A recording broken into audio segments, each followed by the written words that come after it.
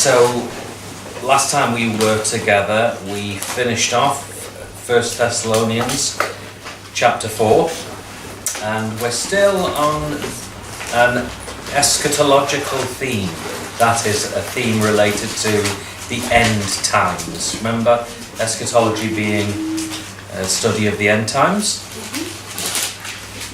And we're going to look just at a few verses tonight. 1 Thessalonians chapter 5 and verses 1 to 3. These are quite famous verses, and it'll be interesting just to attempt to interpret them in the light of current events even. So, perhaps, Paul, would you read those, please? 1 to 3, did you say? Yeah, thanks, yeah. But of the times and the seasons, brethren, you have no need that I write unto you.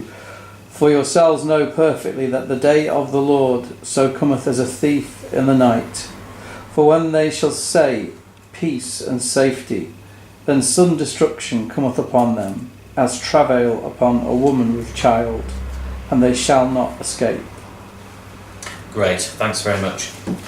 Okay, times and seasons. You've no need that I write unto you. That echoes, I think, a verse that you find similar language, Acts chapter 6. Have you come across this before? Chapter 6 and, chapter 1 rather, and verses 6 and 7. And these are the words of Jesus Christ. These are the words of our Lord before he then goes to heaven. Alright? And in verse 6, we're told that when they therefore were come together, they asked of him, so the disciples are there asking, Lord, wilt thou at this time restore again the kingdom to Israel?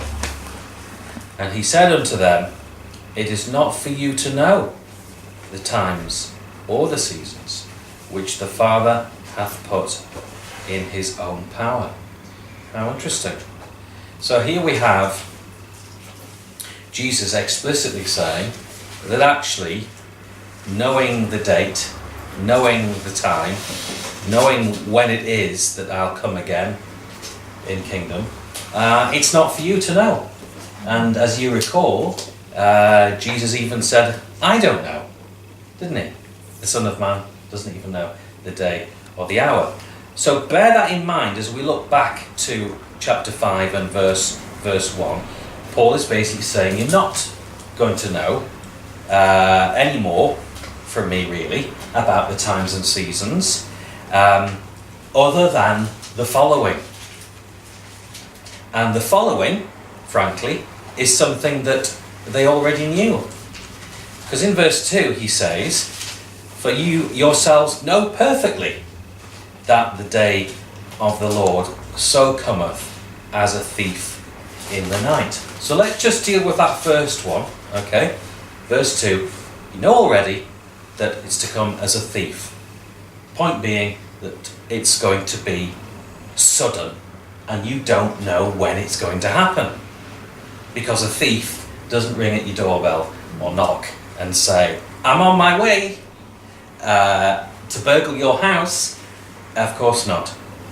And again, this is very much what Jesus tells us as he speaks to his disciples so often about the end times, which he does. He talks about it being like that thief and not knowing the day or the hour. If you look at Matthew 24, we'll see an example of this.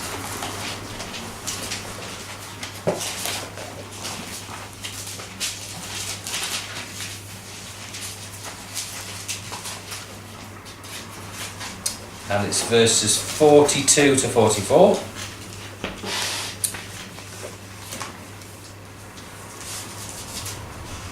Watch therefore. Okay, now I just want to say at this stage, watch therefore. So something has gone before, and we're going to come across this a little later on, where Jesus is saying there's a need for you to watch. but also it ties into the following statement, which is that you do not know what hour your Lord doth come. But know this. Okay, interesting. So this is what you need to know. Not the day or the hour. Know this. That if the good man of the house had known in what watch the thief would come, he would have watched and would not have suffered his house to be broken up. Therefore, be ye also ready. For in such an hour as you think not, the Son of Man cometh. Okay. At an hour that you don't think, that is when he's going to come. Alright? Now, this puts me in mind, of course, of my old religion, rather than I'm using the King James expression, because now we have true religion. And that was, as a Jehovah's Witness, constantly keeping a watch on current events. You know, looking on the news, seeing if there was anything that suggested that Armageddon was about to come and the end of the world was to ensue. But actually, Jesus is explicitly saying that's not really what it's about, because you don't know when it's going to happen. When you think it's going to happen, it ain't, for starters. And when you don't think, that's when the likelihood is that it will. Okay, so it seems to be very much against the notion of trying to pinpoint a time. But in fact, the emphasis for Christ is in verse 44, that first expression, therefore be ye also ready. It's about readiness. Readiness for the suddenness of Christ's coming, of not knowing.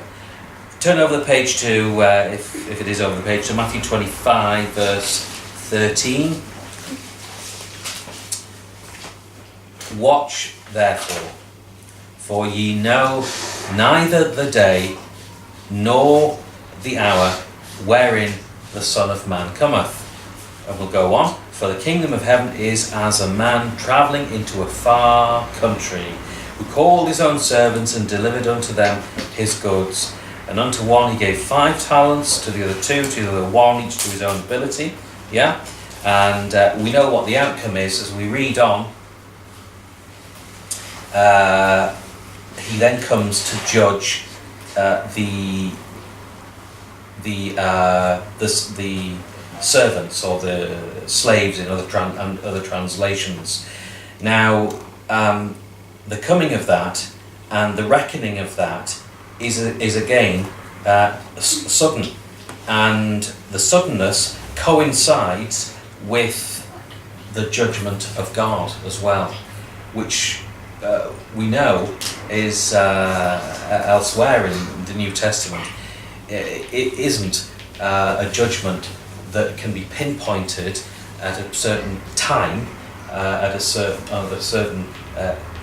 in a certain place, but rather it's that judgment where we do not wish to be caught unawares. Yeah, we don't want to be in a state of in one of the parables, undressed, yeah, or not having our lamps filled with oil. Yes. This is fleshed out again in Mark 13, verse 35, and you'll find this. Luke chapter 21, verse 36. And I wonder what you think of this idea. One I spoke before about that expression to watch. Therefore, go to Luke 21, verse 36. Notice this.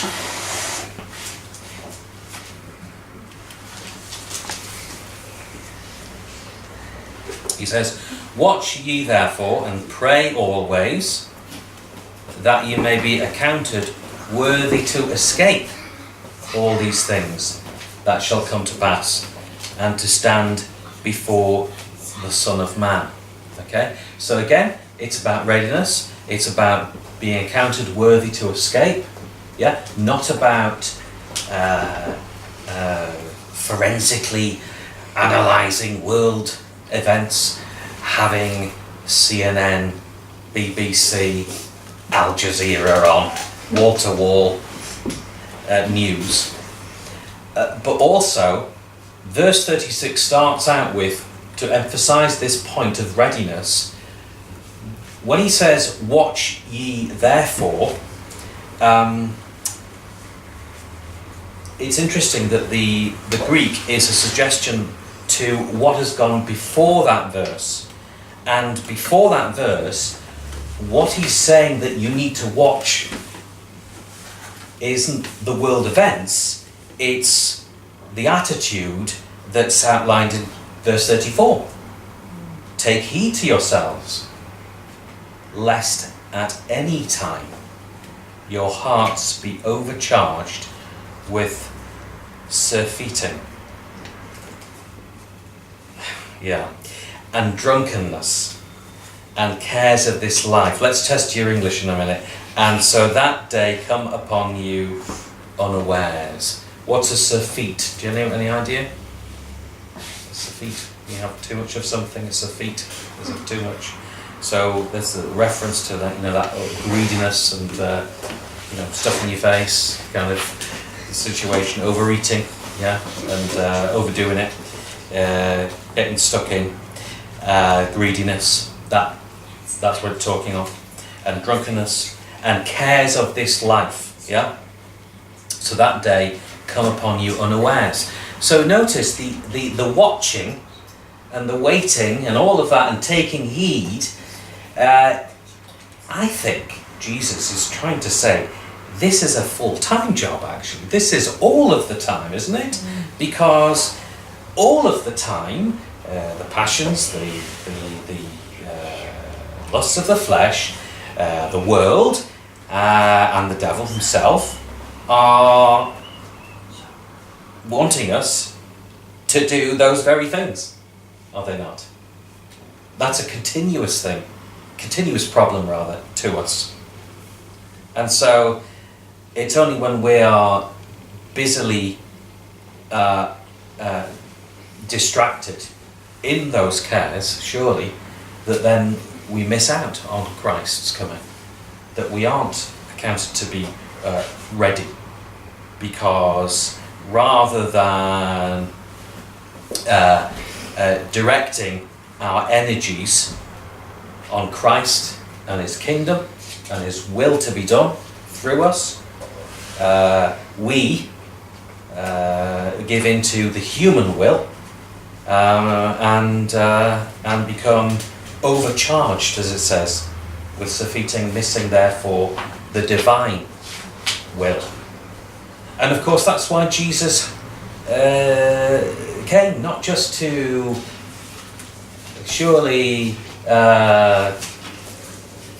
be nailed to a cross and then die, so that we might be forgiven, but also in the incarnation, what we see is human will and God's will in union, and Jesus, whilst having the human,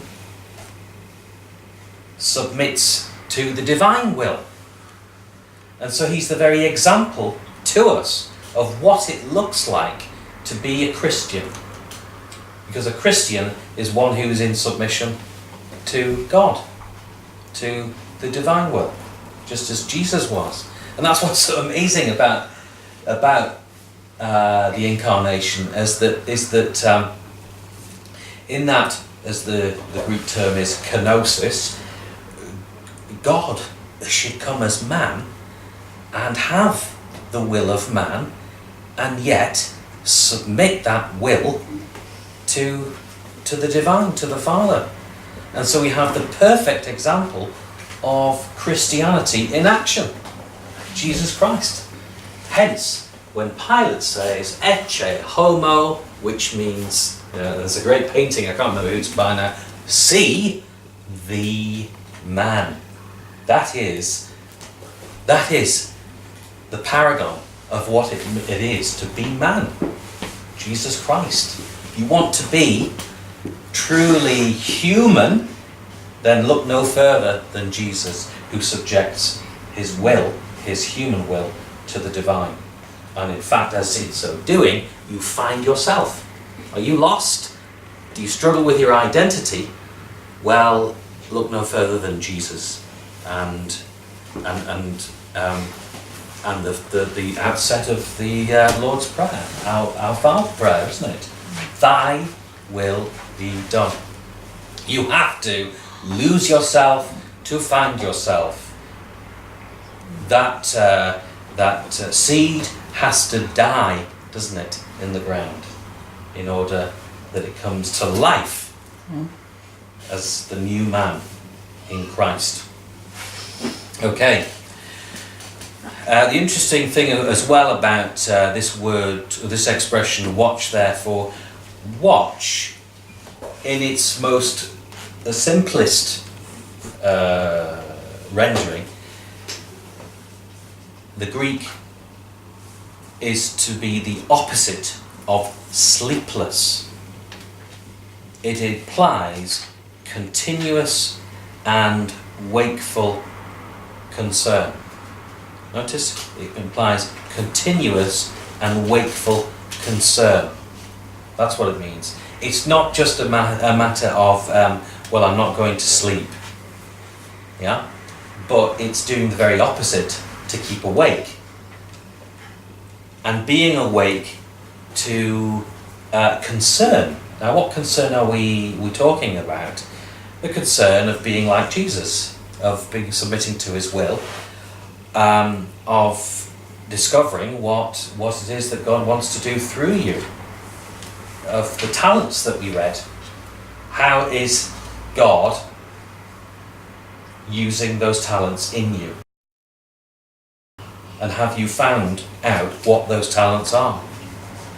Not resting, not coasting, but actually exercising your faith.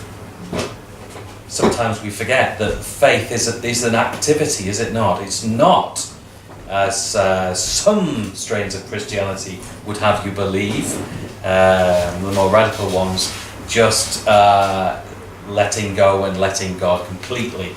There is this great mystery of faith and works. They're not opposites. They actually work together. And just to drill a point home about what this watching looks like, Hebrews 13 verse 17 uses the same word. And this is a good one for those in leadership.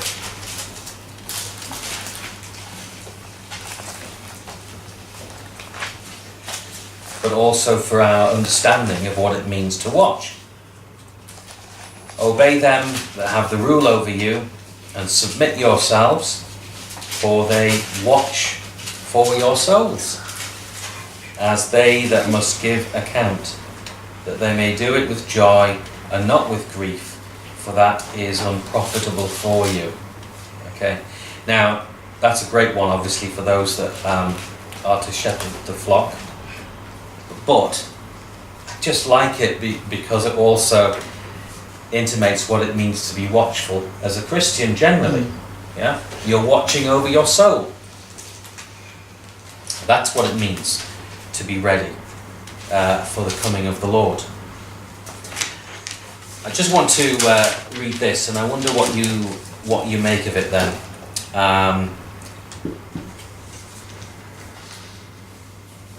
The point being made in this passage, that's the passage that we read tonight, is that the day of the Lord will come unexpectedly, just when people think he will never show up, and they don't have to worry about his arrival.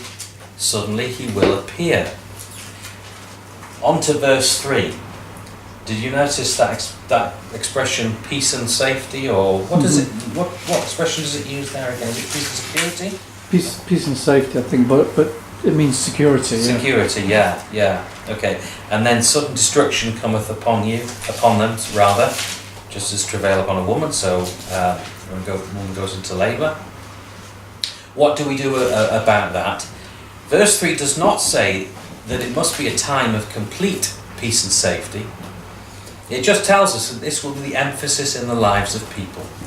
This world cannot have fullness of peace and safety until Jesus sits as king in Jerusalem. Up to that time, we are just kidding ourselves. Now, why I make this point is that when I was Jehovah's Witness, this is one of their favourite verses. Really. We take you to Matthew 24, verses 1 to 14, end times, earthquakes, disease, so forth. And they'll take you to this one. And they'll say, look, one of the signs is that when people are saying peace and security, across the world stage, political leaders are saying this, then sudden destruction, that's the sign you've got to look out for. And I remember, even as a child, 1986, and they kind of talked about this a lot in their literature, was the United Nations Year of Peace. Okay. And the belief is amongst witnesses that the United Nations is almost like a bogus and blasphemous an earthly, man-made attempt to bring about their own world peace without the input of God. Now, there's some debate to be had about that, actually, isn't there? But what I'll tell you is this: 1986 came and went, and not only that, I remember studying GCSE all those years ago now,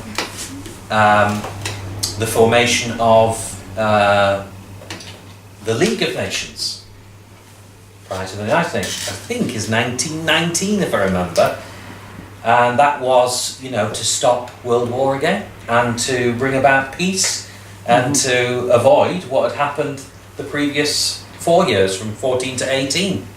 Well, was that a success? No. Was it a sign of peace and safety? Well, maybe some Christians were thinking so, but here we are, nearly 100 years on. I reckon if there were records going back all the way to when Jesus first said, or inspired this, I reckon there are always going to be times when people will say peace and safety. I think sometimes these signs are actually a non-sign. They are a way of saying, look, whatever happens, whatever people are saying, even at the stage of peace and safety, that is not the solution. That is not what is going to bring about world change. What we need, and as I read it before here, let's not kid ourselves, as it said, we need the peace and safety that comes from Christ, our King.